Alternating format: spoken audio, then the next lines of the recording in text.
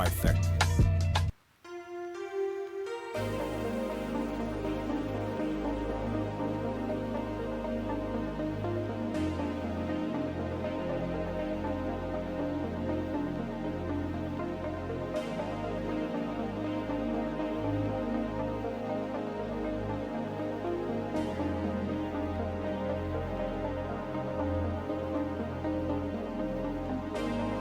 Coming up next on the hunt for the Sandow. Events of 1997. The world would witness greatness. Tiger Woods, at 21 years old, became the youngest golfer to win the Masters Golf Championships. This story began a young lifetime ago.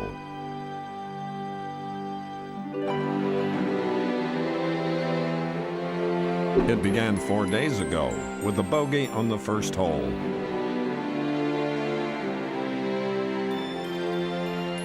And continued with that second 9 of 30. An eagle on day 2 for the lead.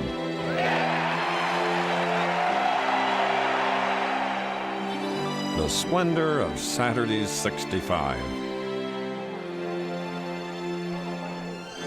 The records will be broken, they always are.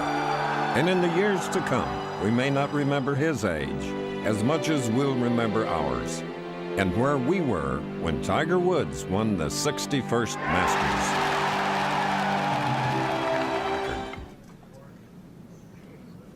It was a putt that I had to start outside the hole, and that's not easy to do on a 4-footer, and you have to trust the break.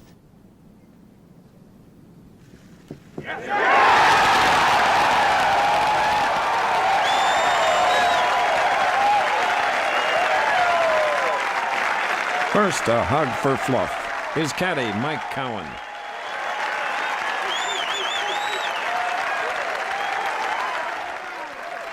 Then his father.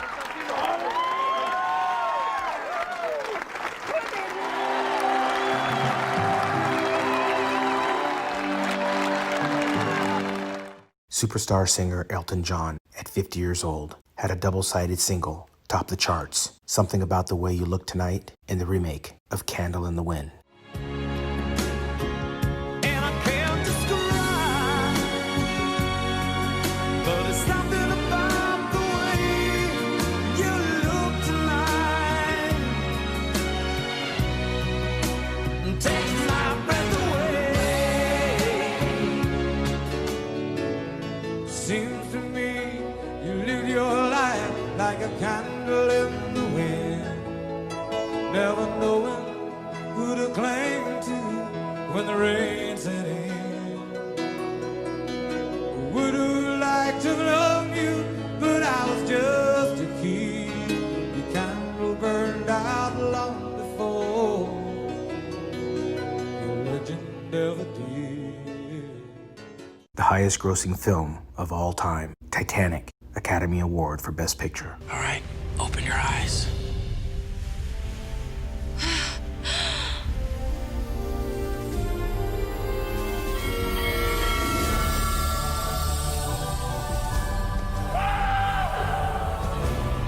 We go full ahead!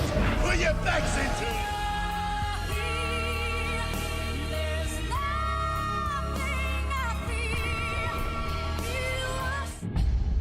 The animated cartoon, The Simpsons, became the longest-running primetime animated series on television. Only one animated family could capture the attention of television audiences throughout the world. Look, Marge, that guy has the same last name we do. Taxi! And only one network would dare to put them on the air. Not sure if I'm comfortable with the idea of your classmates rapping on our family's private moments. Come on, have a sense of humor about yourself. Now, after 5 hilarious seasons, I'm a big boy today. The Simpsons aren't just making ratings, they're making history. Microsoft becomes the world's most valuable company, valued at $261 billion. His products on the assembly line. Okay. Oh, it's a Dash 13, yeah. I would tell our competitors today, stay in your manual world. Don't think about utilizing technology, and we'll see you and where you are in about 5 years. The first book in the award-winning Harry Potter series by J.K. Rowling is published, Harry Potter and the Philosopher's Stone, released in the U.S. in 1998 as Harry Potter and the Sorcerer's Stone.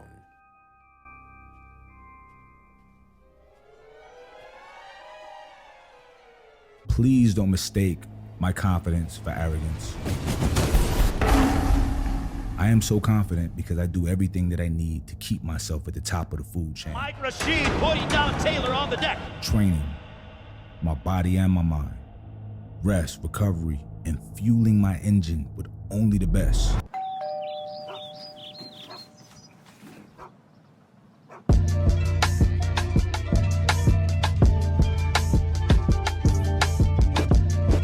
Trifecta. In 1997, the world would bid farewell to the Princess of Wales, Princess Diana, who died in August in Paris, France with her friend Dodi Fayed, who was also killed in the car accident. I'm amazed that she's been brave enough to take me on. And I suppose in love. Of course. Whatever in love. HIV does not make people dangerous to know. So you can shake their hands and give them a hug. Heaven knows they need it. Eating disorders, whether it be anorexia or bulimia, show how an individual can turn the nourishment of the body into a painful attack on themselves. When I started my public life 12 years ago, I understood the media might be interested in what I did, but I was not aware of how overwhelming that attention would become. It's always been my concern to touch people with leprosy, trying to show in a simple action that they are not reviled, nor are we repulsed. The world is too little aware of the waste of life, limb, and land which anti-personal landmines are causing amongst some of the poorest people on earth. Audra Lindley, best known for her work as the zany, randy, yet lovable wife of skinflint landlord Mr. Roper on the hit series Three's Company. Oh, hey, 1961. Hey, what's this, Stanley? What? This. Oh, a miniature golf cart. Boy, I really used to score pretty good in those days. Well, times change. Maybe I need a better course to play on. Oh, you know what this arrangement needs is something tall and green and prickly. How about your mother? James Stewart's acting career took off properly after the war. During the course of his professional acting life, he had roles in some of Hollywood's best remembered films. Just a minute now, hold on, Mr. Potter. Just a minute. Now, you're right when you say my father was no businessman. I know that. Why he ever started this cheap penny-ante building alone, I'll never know. But neither you nor anybody else can say anything against his character because his whole life was, why, in the 25 years since he and Uncle Billy started this thing, he never once thought of himself. Isn't that right, Uncle Billy? He didn't save enough money to send Harry to school, let alone me. But he did help a few people get out of your slums, Mr. Potter. And what's wrong with that? Probably, here, you're all businessmen here. Doesn't make them better citizens, doesn't make them better customers. You said that what'd you say just a minute ago? They had to wait and save their money before they even thought of a decent home? Wait for what? You want the moon?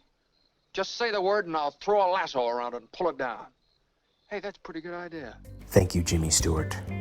The notorious B.I.G., a.k.a. Christopher George Latour Wallace, or better known as Biggie Smalls, an American rapper and songwriter rooted in the New York rap scene and gangster rap traditions. Biggie was known and considered as one of the greatest rappers of all time. Trifecta.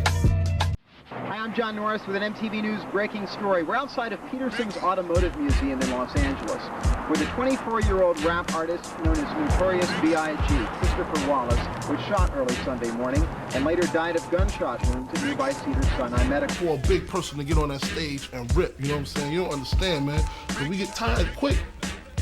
For real, man. We be breathing hard. It's real up there, man. Hi, I'm Abby Kearse. I'm here in downtown Brooklyn, a place where normally on a Sunday afternoon people are shopping, and this is a somber moment and a sad day in hip-hop. We talked to the fans to find out what they think about this tragic day. Biggie was to release a double album entitled Life After Death on March 25th. The first single from that album, Hypnotize, went to radio last week. Once again, Christopher Wallace, the rapper Notorious B.I.G., dead of gunshot wounds. That's all for now. We'll have more news as this story develops. When I first heard Biggie Smalls die this morning, my first reaction was ultimate shock. I was in total disbelief that he was dead. He was one of my favorite rap artists, and I can't believe it. I'm totally astounded that he's gone. Biggie. And finally, the lights would go out for Gianni Maria Versace, an Italian fashion designer and founder of Versace, an international fashion house that produces accessories, fragrances, makeup, home furnishings, and clothes. He was also a designer of costumes for theater and film. A trademark Gianni Versace dress is really on the right side of tacky. It was so, like, in-your-face fashion. Gianni Versace was an Italian designer bred to design for the sizzling Miami nightlife. Born on December 2nd, 1946, in Reggio Calabria, Italy, Versace was one of 3 children who grew up in their mother's dress shop. After moving to Milan and working for several Italian fashion houses, Versace opened his own boutique in 1978. Gianni Versace made a name for himself in the fashion industry by creating very body-conscious clothing.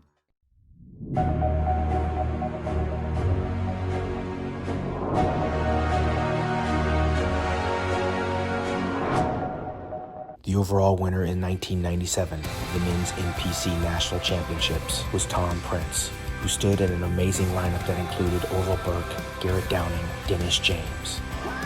As we mentioned, Tom has been around a long, long time. We asked him if this year was his time to be the champion of the National. If I give it my best shot and I come in the way that, like, I know I can look, then, you know, that's all I can do. And, you know, very honestly, you know, I don't come here with a goal of beating everybody else. You know, the only person I really ever have to beat is, you know, in my mind, is myself. You know, because, you know, you never know who's going to show up. You never know how good some of these other guys are going to be. And all of them are so good that, you know, just because you're second or third place doesn't mean you're a bad bodybuilder or a bad athlete. Doesn't mean you don't look good. Doesn't mean your appearance isn't right. You know, I don't think it's so hard. Welcome back to the Dallas Convention Center. Lon McCarron along with Linda Murray and the men's NPC national champion Tom Prince. 1997, Terrace Theater, Long Beach, California, the home of the September 20th Mr. Olympia. The 1997 Mr. Olympia Championship involved a 2-day format where prejudging was held on Friday night and the finals on Saturday. The last time this happened was in 1989 in Rimini, Italy. Competing in his first Olympia was the Australian-born Lee Priest.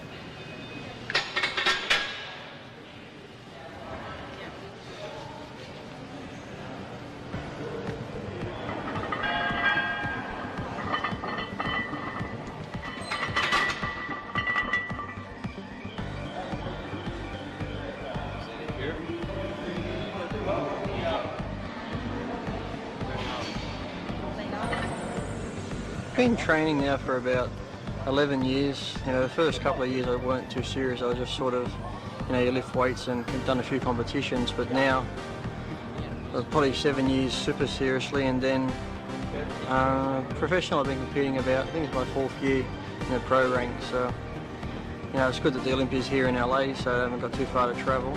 I'm looking, you know, some people prefer the taller bodybuilder with the longer lines, and some prefer the, you know, shorter, freakier type. So I can only do my best, and, you know, I might be short, like 5'4", but the muscle mass I carry just as much muscle mass as someone 5'11", 6 foot. So, you know, it's up to the judges what they want and what they're looking for. But, you know, I can only come in my best shape, which I will be, and then it's out of my hands after that. Jurassic Paul Dillette. Okay, the breakfast of champion. 3 chicken breasts, plain, dynamite in the oven. About a cup, maybe a little more than a cup of white rice. 50 grams of carbs right now. I'd say 105 grams of protein.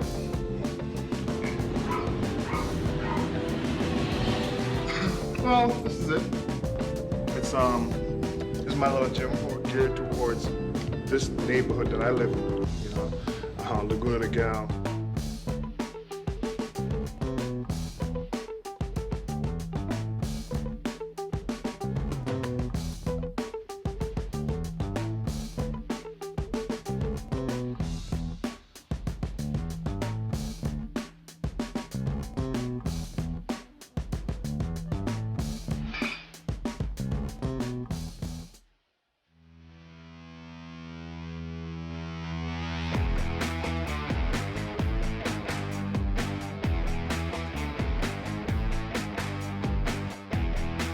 The Maryland Muscle Machine, Kevin Levrone.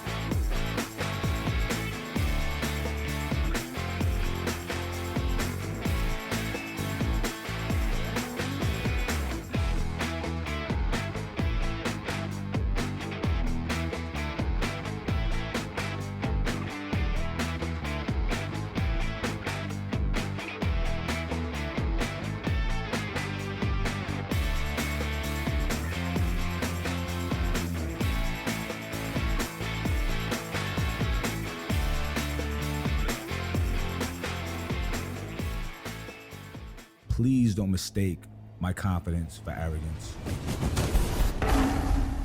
I am so confident because I do everything that I need to keep myself at the top of the food chain. Mike Rashid putting down Taylor on the deck. Training, my body and my mind. Rest, recovery, and fueling my engine with only the best.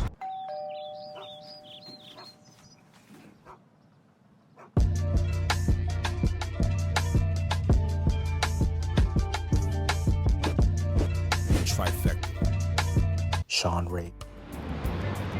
All right, you guys ready to rock and roll? We're at Powerhouse Gym out here in Fullerton, California, where I train.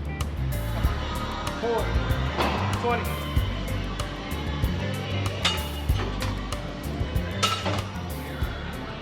You guys notice anything different this year? The focus is just the same. The training was just as hard. I told a lot of people last year in the magazines, second place sucks.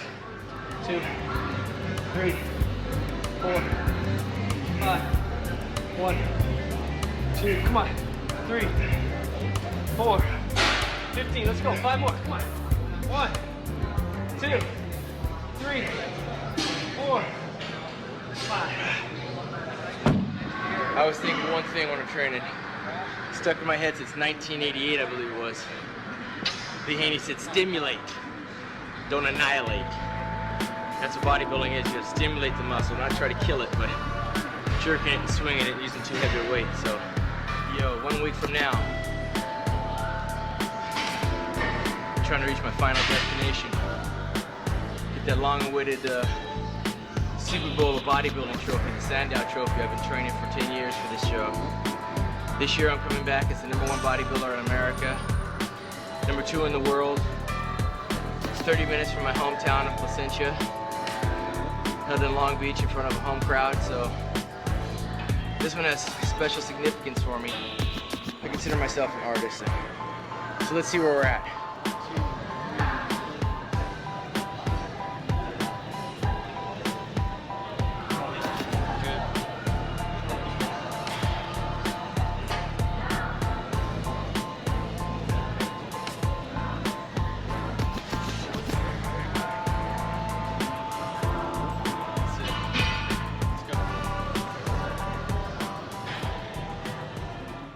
master Elson body standing 5'11", 285 pounds. What I think in general is that he has won politically the contest already this year, but not physically. If he doesn't show up in best condition ever, he won't be the winner this year. For him, and some guys are even bigger than he is. Some guys have even the same sharpness that he has. So he's not the ultimate guy who was actually kind of a couple of years called.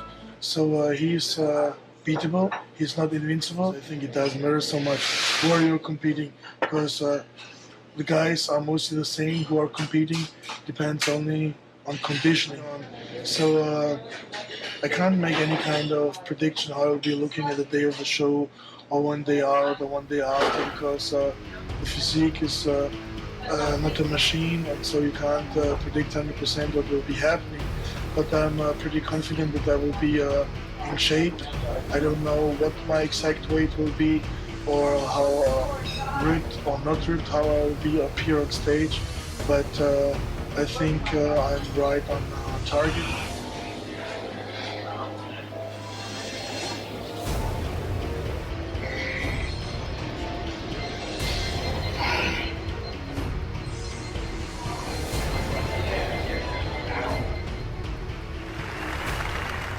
The way I approach the contest is Dorian Yates against Dorian Yates of last year, and that's what I'm trying to beat. I'm trying to beat the Dorian Yates of last year rather than thinking about beating other people, which basically I have no control over. So that's my competition, you know, trying to better last year's model. The actual presentation wasn't something that I was really comfortable with, and it's something I realised as a professional that I had to work on that in order to, you know, to be at the best. So I spent a lot of time in the last 5 or 6 years really working on that and tried to come up with something original as far as the music and the presentation every year. And I got something again this year that's a little bit different. Noticeably absent from the 1997 Mr. Olympia in Long Beach was the reigning defending Arnold Classic champion, Kenneth Flex Wheeler, who took to the podium and announced to the crowd that he had been carjacked by thieves, who he fought off and scared away, but not before taking some bruises and damages to his arm, which would prevent him from coming into the competition and battling for the title. Approximately 9 days before the Olympia, I was involved in a carjacking. On the driver's side, one young man had a gun. On the passenger side, the other guy had some martial arts sticks that are called screamer stick. The person with the gun pointed it at me and told me to exit the car. I took my keys with me. I'd already decided in my head that I wasn't going to let this happen. I threw the keys at him. He missed them, kind of startled him. I did it on purpose. I didn't have intentions on just giving them to him. We fought. I grabbed the gun. Basically, the outcome of it was I sustained some injuries. They both sustained more serious injuries than I did. I don't know the extent of their injuries. There was a police report taken. I went home. I took some pain pills, and I pretty much passed out. I was in the hospital for a few hours. They treated me. I took the cast off that they had, and I made my decision that, you know, at that time I was 7 days away from the contest, and I wasn't going to give in to anything stopping me. So I increased the amount of Vicodin that they told me to take, which, you know, enabled me not to feel anything. I went to the gym Saturday just to see how I felt down here by my house, and I did a couple hours of cardio and I felt okay. So Sunday I went into Venice and I trained with Charles Glass. Monday I trained again with Charles Glass, and I posed later that evening, and because of the seriousness of my condition, they ended up keeping me Monday night, Tuesday night, and Wednesday evening, and I convinced them Wednesday to allow me to go and address the IFBB, that I would be able to compete. And I went to the show Friday and I addressed the public Saturday night, and, you know, it was a bad decision on my part. Trying mass would happen. You know, I regret that now. It was a bad decision to take on the two people. Then again, in 1994, people were speculating that I faked my car accident, and that, you know, I just didn't want to compete, you know, in Olympia at that time. I don't really care. At first it bothered me that, you know, they didn't believe me, but, you know, they really should be more or less happy that I wasn't able to compete. I've made my decision already, along with Charles Glass, that we will assault next year's contest, is that we basically are just declaring war. The next week I will be in the 1998 Arnold Classic, and I will make that the second time that I won that show. I will enter the San Jose Pro Show the weekend after that, and I will make that the second time that I've won that show. And I will enter the 1998 Mr. Olympia, wherever it is, and I will be victorious, and I will win that show. Be sure to check out Monday Night Muscle every Monday at 6 p.m. Eastern, 3 p.m. Pacific at digitalmuscle.com. Competing in his first Olympia was the Australian-born Lee Priest.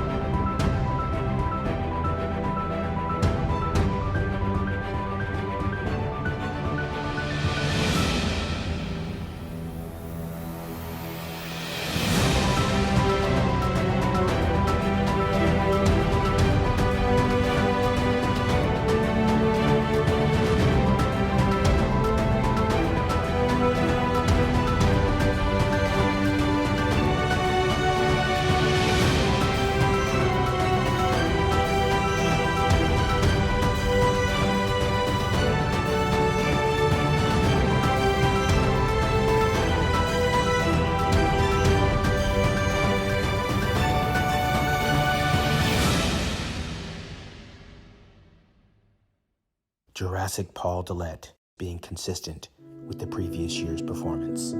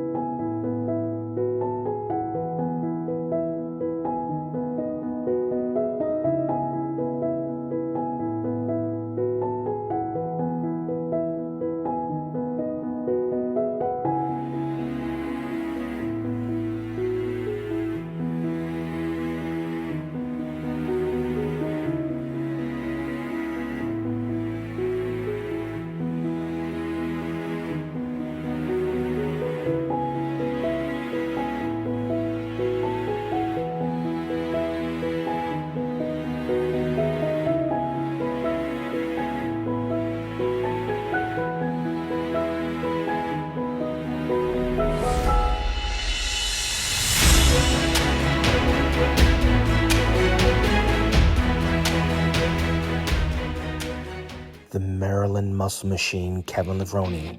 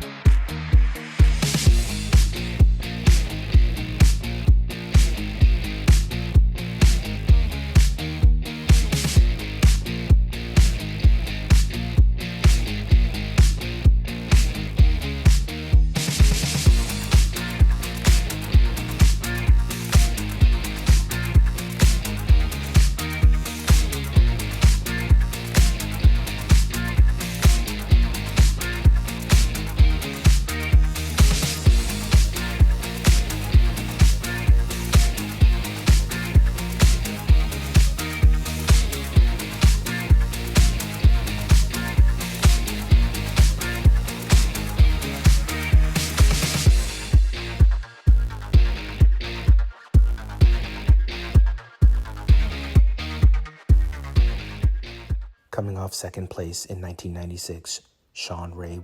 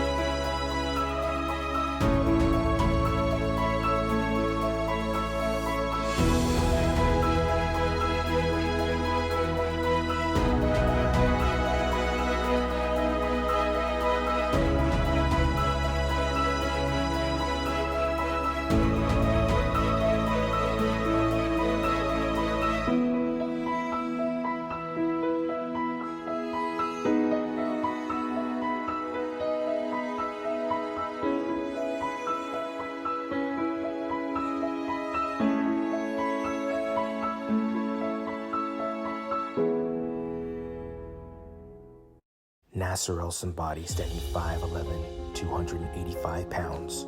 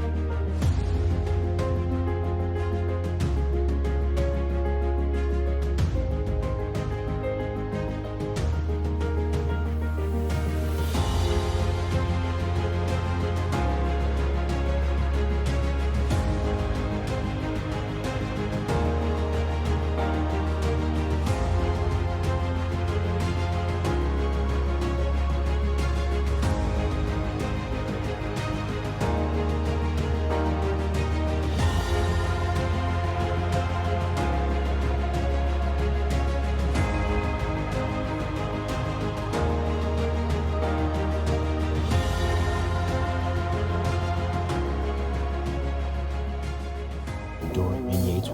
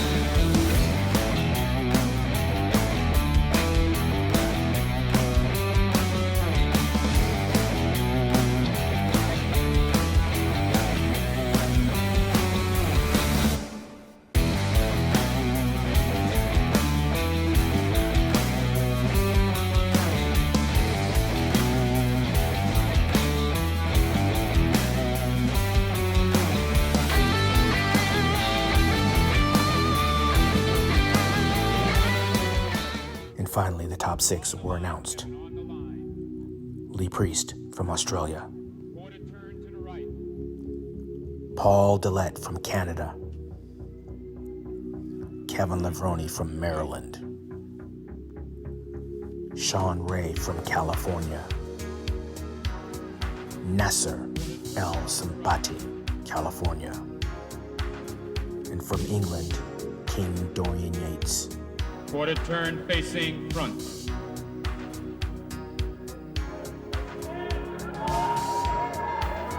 Front double bicep.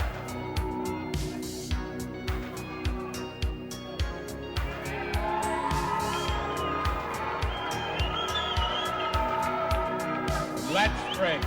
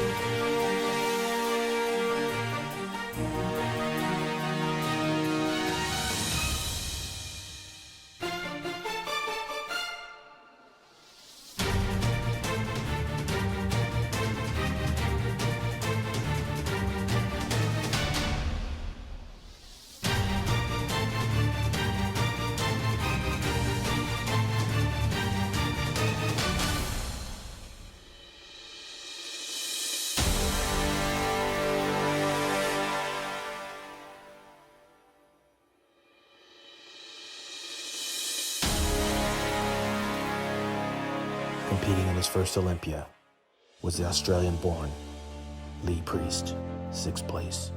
Jurassic Paul Dillette would take 5th place, being consistent with the previous year's performance.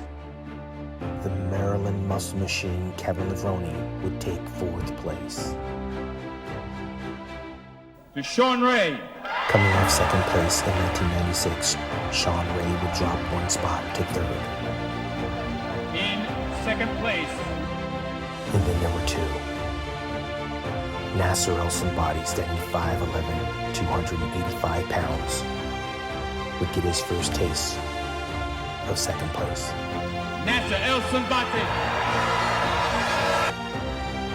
In the wake of a tricep tear only weeks prior to the competition, Dorian Yates would once again reign supreme. 6-time Mr. Olympia, Dorian Yates. Winning his 6th consecutive Mr. Olympia championship and Sandow trophy.